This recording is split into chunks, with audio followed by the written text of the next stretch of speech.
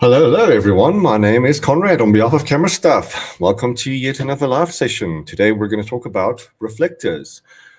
Okay, I see a good collection of people already joining. I'm just going to give it a moment or two just to get a slightly bigger crowd coming in. How are you doing? It's quite hot today and have load shedding in a couple of minutes. Hopefully nothing switches off. I have the UPS running, so the show will go on. But yeah, hopefully you're doing spectacularly well on this first day. Keeping nice and cool as well. All right, so we have a crowd. Cool. Right, I think we can start our session. All right, so as a bit of a reminder, if it's your first time purchasing at Camera Stuff, you'll get a 10% discount this month. So from the 1st of October to the 31st of October, if it's your first time buying from Camera Stuff, you'll get a 10% discount. So this applies to in-store and in web store purchases as well. So all you need to do is to follow the link I'm going to send you right now. So check in the comment section. You'll need to use a code. So it's on its way. So you'll need to use discount code to qualify for the 10% discount. Sorry, I paused my. All right, so I have load shedding, nothing switched off. Good. Life goes on. Show will go on as well. All right, so in the comment section, please tell me where you're from. Please introduce yourself. I'd like to know who's watching. All right, so I think we are going to get started.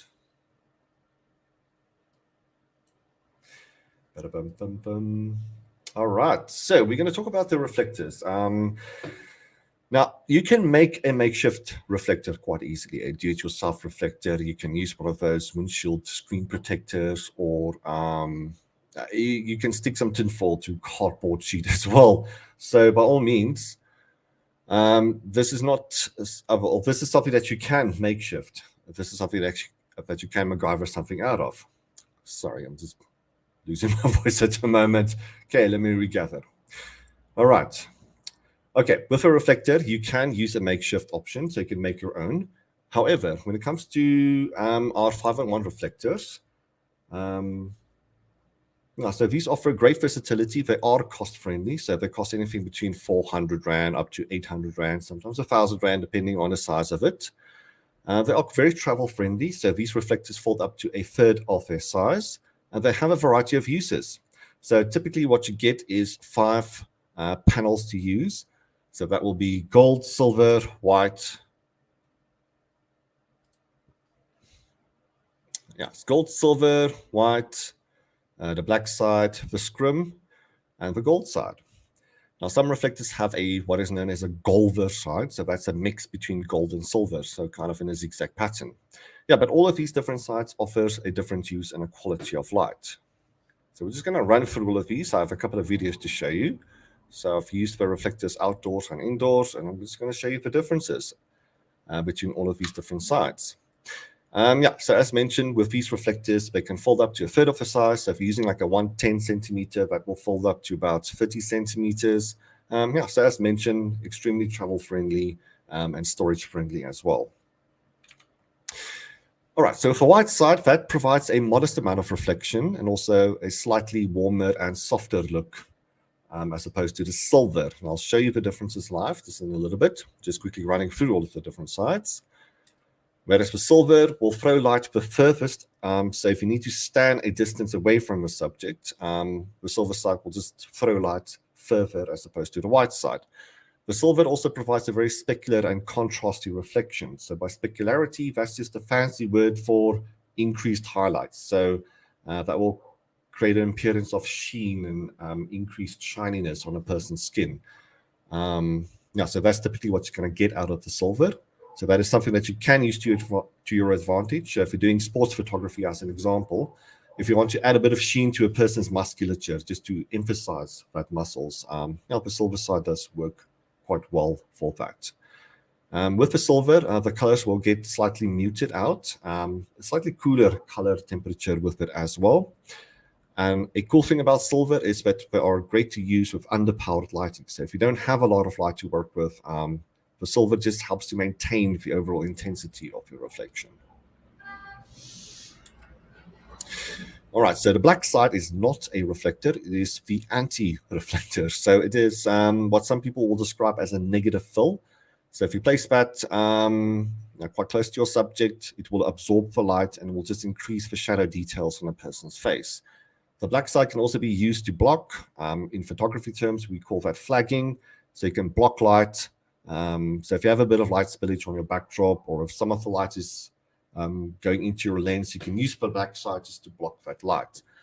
Another cool trick with the black is that you can block reflections as well. So if you're working outdoors, if you find the grass is reflecting a little bit too much into a person's face, it's going to create that green Shrek appearance. You can place the reflector on the grass with the black side up just to block that reflection.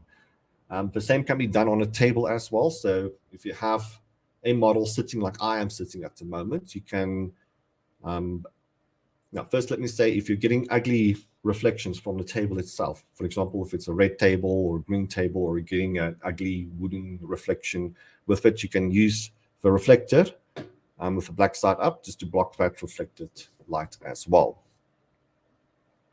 Okay, so that's a neat thing to do with the black side. With the gold side, this is good to recapture that golden hour light, or to work in golden hour light as well. So it provides a much warmer reflection. However, some may say that the solid gold looks a little bit too artificial. This is where the golver side makes a little bit more sense. So it's not as intense as the gold, or the flat gold. It's a mix between gold and silver in a zigzag pattern. It provides a far more subtle, more natural warming tone as opposed to the flat gold. The silver just helps to maintain the light intensity with it as well. All right, so just on point with this, some 5-in-1 reflectors will have a flat gold, some of them will have a golder side. So you don't have a reflector that has both golder and gold. So you kind of have to choose between the two. If it were up to me, I would choose the golder side. And I'll show you in a little bit what I mean by that. All right, so with a 5-in-1 reflector, within the frame of the reflector itself, you're going to get what is known as a scrim, or a diffuser panel. With the diffuser, you place this in between your light source and the subject. That will just diffuse the intensity of light. So one of the golden rules of lighting is that when you increase the relative size of the light to your subject, you will soften the light. So with a scrim diffuser, depending on how big it is, you can soften that light down. Should I say, you can soften a point light source quite substantially.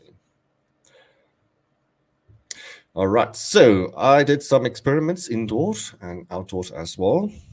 Gonna flip a coin, which one I'm gonna do first. I think let's do indoors. Okay, as usual, using the dummy head. I mean, why not? As a faithful assistant of mine in the studio. So what I am running at the moment is just an LED 200 watt from Godox. That's the FV200. It's set quite low because I want to show you what the ambient light can do in the studio as well, and how we can block the ambient light with a reflector. All right, so first I'm going to use the silver side. So you can see me there in the studio. Just as a small demonstration, you can see that. Let me restart that. So the reflector is quite small in my hand. Pop it open. Just be careful not to take out an eye when you feel the sort when it pops open. But yeah, let's try the silver side first.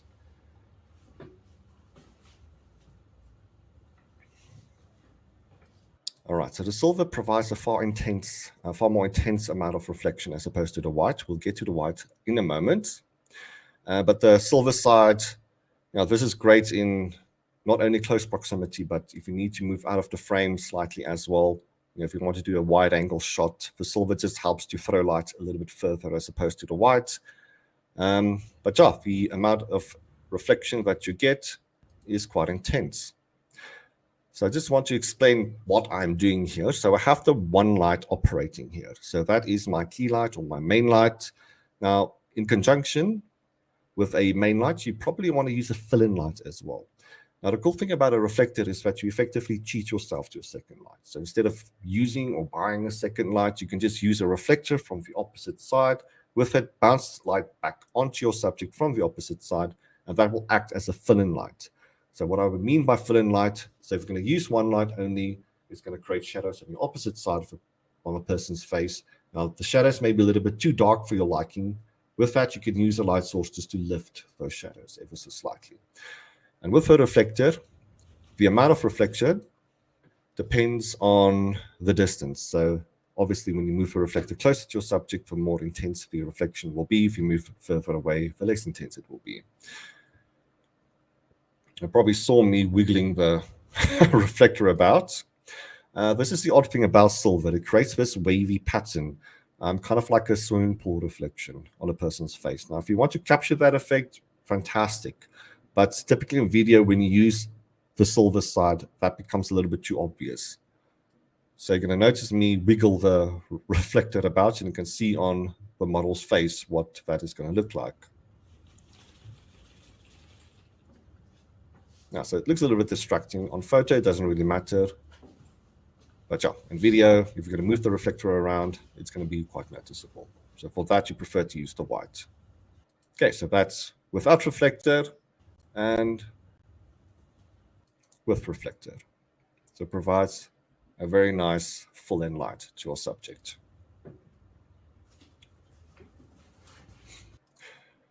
Okay, so the black side, I'm just going to drop that. All right, so notice the shadows on her face, typically on our right-hand side, her left-hand side. The shadows created by the key lights.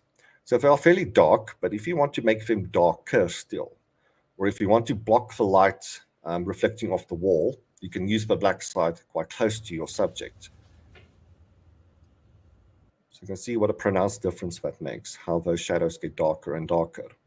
And also any reflected light off the wall on my right-hand side, in the little box here, on my right-hand side, you can block the reflected light off the wall as well. Yeah, so it's quite a pronounced difference.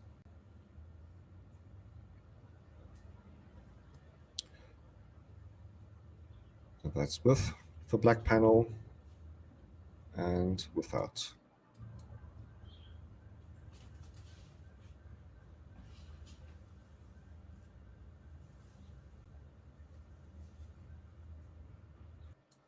All right, so with the 5-in-1 reflector, you're going to get 2 of the sides.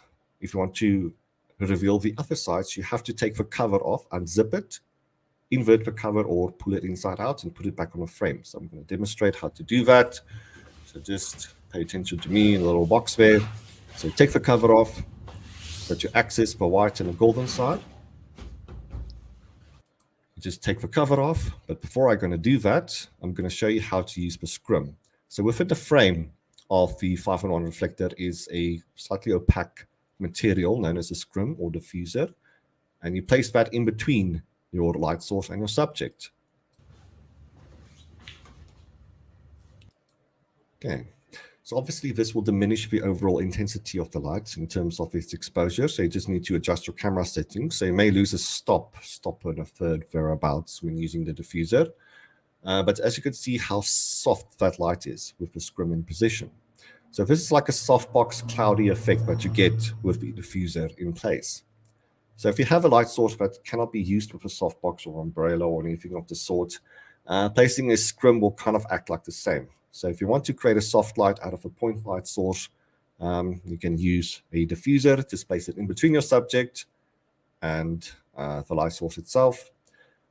And again, just to quickly mention, the bigger the light source is relative to your subject, the softer the light will be. So with a diffuser here, we're increasing the size of the light source relative to your subject, thus the softer lights.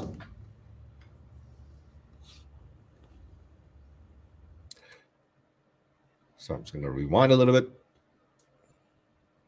Okay, so you can see how hard those shadows are on her face, especially around the nose, around the jawline, also on the neck area as well. The shadows are quite well defined. However, with that diffuser in place, you can just see how nicely that softens down. Okay, so with diffuser and without diffuser, big difference.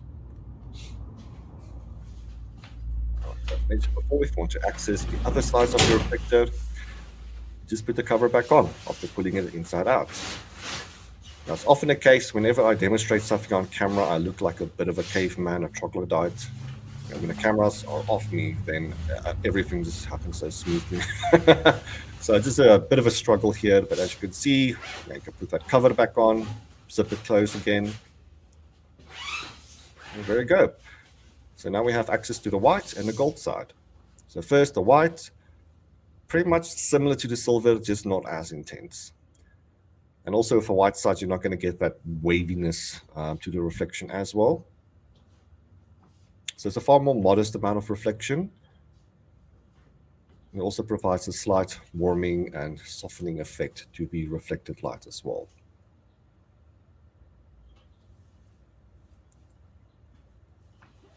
Okay, so not as extreme as the silver, but we're going to go to the gold. Okay, I'm just going to pause here. So you can see with that intense orange, some people may not like this extreme orange. It may give the appearance of a little bit of a jaundiced look or a fake tan look. But you can reduce the intensity, obviously, just by moving the reflector away from the model, just slightly. Now I can see that's quite a bit of an odd-looking orange golden color. And that's with the gold. Also, I want to mention, depending on the positioning of the reflector, the angle, you can also create a bit of a rim light effect as well. So you can see around the model, you captured a bit of a rim light, an accent light around her face and neck area as well. So you can reposition the reflector depending on which angle you want the reflection to come from. Okay, but to continue on with the gold. Now, maybe a little bit too extreme. And as you can see me waving the reflector again. Now, this is something you can do in video. So if you want to capture an open fire effect, like a sparkling, cracking fire. Now, if you don't have a fire around, you can move a golden side reflector in, just outside of your scene and you could wiggle it about. So that will create the appearance of a fireplace. So you're going to notice me wiggling it now. Yeah, it looks like a crackling fire coming from one side. That's a cool thing to do in a video. Okay, I'm just trying different angles now. But in the next shot, I'm going to fetch a Golver reflector. Now this one's slightly bigger. It's the only one I got. This is the Golver side. So this is the mix between silver and gold. It's Golver. So not as extreme as the flat gold side. So it provides a subtle warming effect. And with the silver integrated within the pattern, you're going to get a nice maintaining of the intensity as well.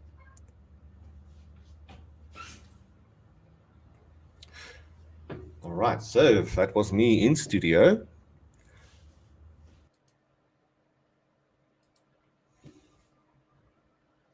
All right, so the great thing about the reflector, when using it in studio, you can use it as a fill-in light.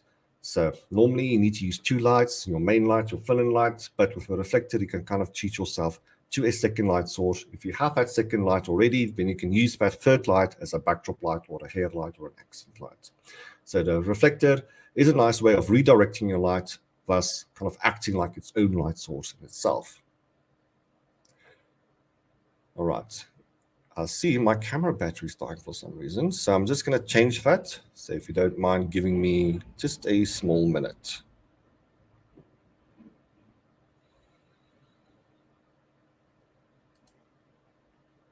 All right, so you can still hear me. I'm just going to swap out the battery. So if you're listening there in Facebook land, YouTube land, please drop some questions. If you have any questions to ask relating to photography in general, I know we're talking about the reflector, but if you have any other questions to ask, please do drop so in the comment section. I'll be happy to answer them.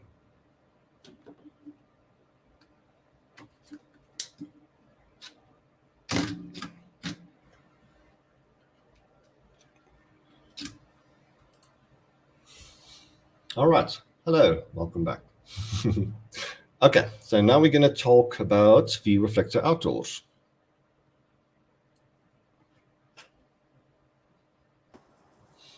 Okay. So welcome to my backyard.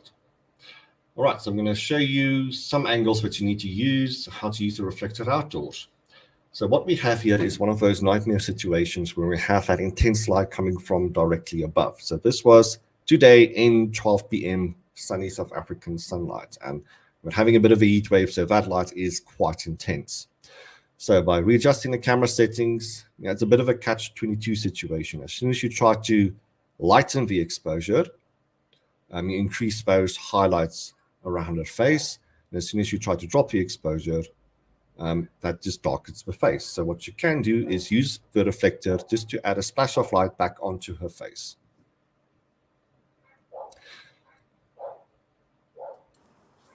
All right, so you can see me in the box there in the bottom left-hand side. Okay, so you can see me holding it at the moment. So this is a very popular way, but in actual fact, the wrong way of holding a reflector. So you don't want to hold the reflector from the bottom up, because you don't want the bottom up light to overpower the top down light. So with that, you may accidentally create something known as horror light. So I don't know if you remember telling ghost stories as a kid. You'd hold a flashlight underneath your face, and that would provide that ghoulish, spooky effect on your face.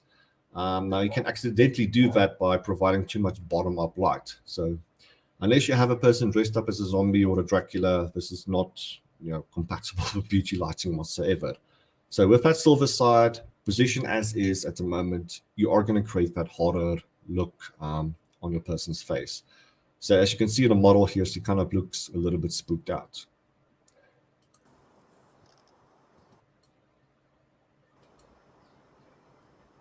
And also I like to say, just be wary of using the silver outside, especially in sunny conditions, because it is going to be very uncomfortable for your model. That silver is like a spotlight beaming into a person's face. So just ask the model if the model is okay with the amount of reflection that you're creating. Otherwise, you can just step back. All right, so you can see me being a good boy here, holding the reflector in the right way. So that's from the top down. So with that, you create a natural angle of light. By natural angle, what I mean by that is our eyeballs, or the brain, should I say, prefer to say, is used to receiving light from the top down as opposed to the bottom up. So it makes sense to recreate that in our photos and in our videos.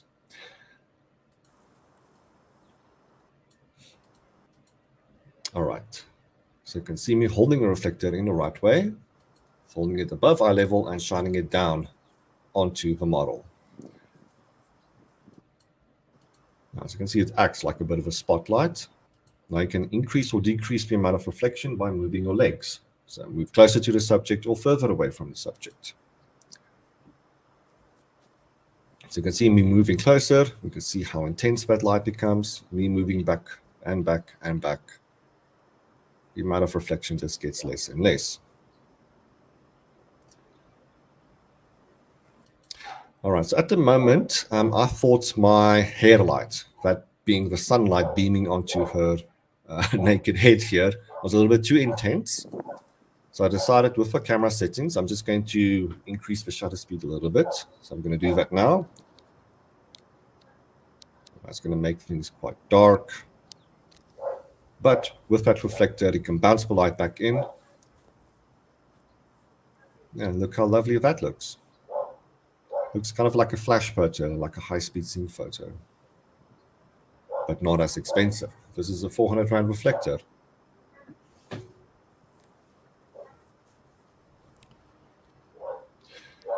All right, so I'm going to increase, slow down my shutter speed again, because I'm going to try out the different reflective panels.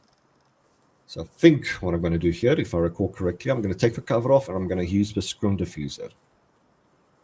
So with the scrim diffuser, that's just going to act like clouds. So I'm going to manifest some clouds into this scenery right here. So I just need to stand in the right position and you can see how soft that light becomes.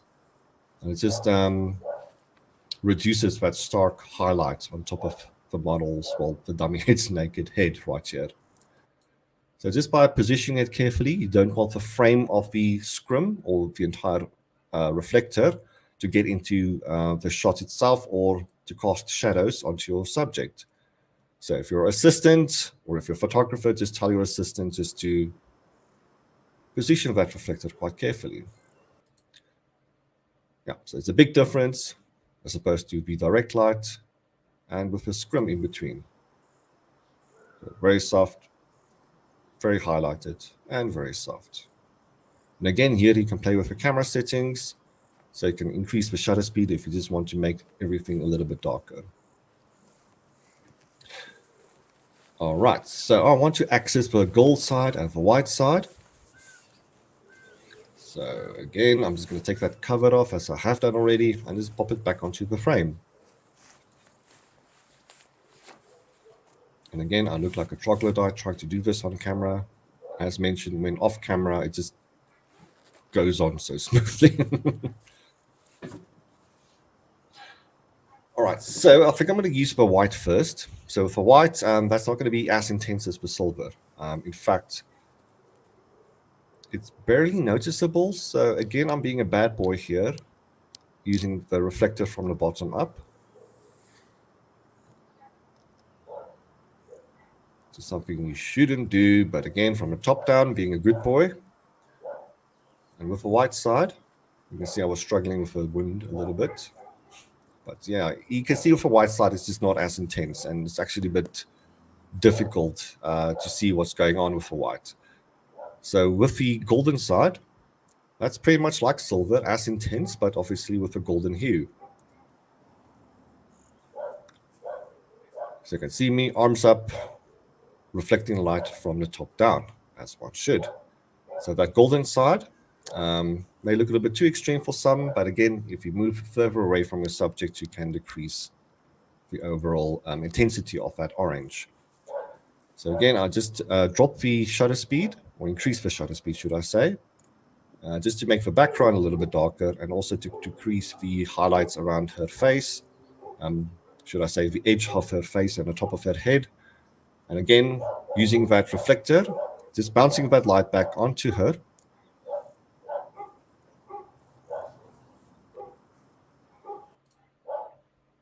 And I'll rewind a little bit. Yeah, so you can see what that looks like. I think that looks quite neat. So it's kind of like a flash, using it in high-speed sync, so you can get a similar effect. But it's always nice having a flash because you can gain a little bit more control over the flash, whereas with a reflector, you need the assistant, you need to careful it quite carefully. But otherwise, if you can manage, you can create some stunning images with a reflector outdoors.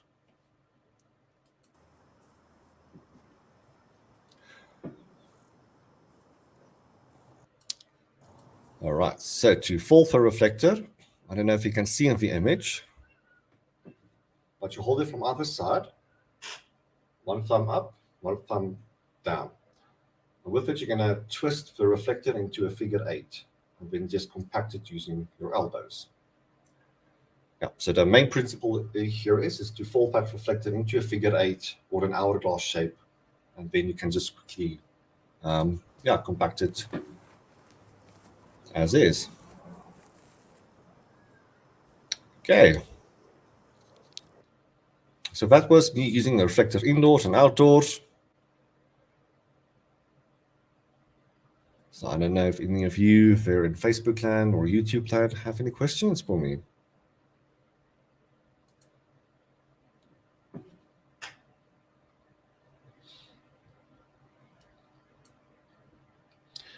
I think something worthwhile to add. If you don't have an assistant, at Camera Stuff, we do sell the reflector holders. So we have a variety of different reflector holders. I quite like this one. This one you just pop on top of light stand and allows you to swivel the reflector in a variety of different directions. So it can be used vertically, horizontally, and in everything in between. So you can angle it and position it how you want. This one works in a very similar way. This one uses what is known as a grip head or a knuckle joint. So that just clamps onto the shaft of your light stand. Now this is a little bit difficult to set up. But also you need to kind of loosen both handles to try and position the reflector. So it's not as user-friendly as the previous one, but this one is just a little bit cheaper. Then we have these. So that's just a clamp on top of a light stand. Now these are the most cost-effective way of doing it, but unfortunately with these guys, you can only position the reflector vertically, so you can't position it horizontally whatsoever. And we have these clamps available as well. Just pop that onto your light stand and yeah, you can clamp your reflector as shown here. Again, you can only use it vertically. So if you don't have an assistant and you require a reflector holder, I'm definitely going to recommend this one. This one is pop onto your light stand. It has a ball head joint. You only need to loosen one handle at a time. Then you can reposition the reflector using the other hand. And as mentioned, you can do so vertically and horizontally.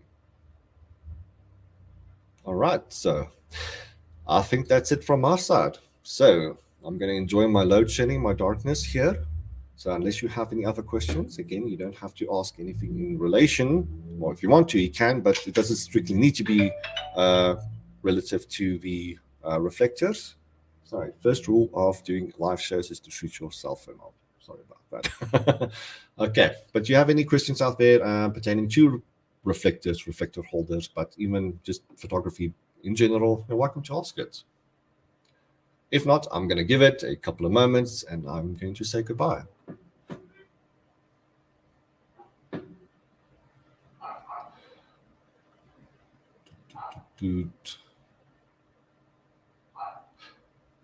All right, so hopefully it was a good live session this time around. Hopefully you learned something. I always think when people don't ask questions, that means I did a very good job. Hopefully that's the case. All right, so I think I'm going to say goodbye from my end. So, okay, yeah. So, yeah, that's going to be it from my side. So please enjoy the night further. Stay safe, stay cool. You know, it's very hot. Yeah, so that's me, Conrad, on behalf of Camera Stuff. Hope you have a pleasant night further. So, bye-bye.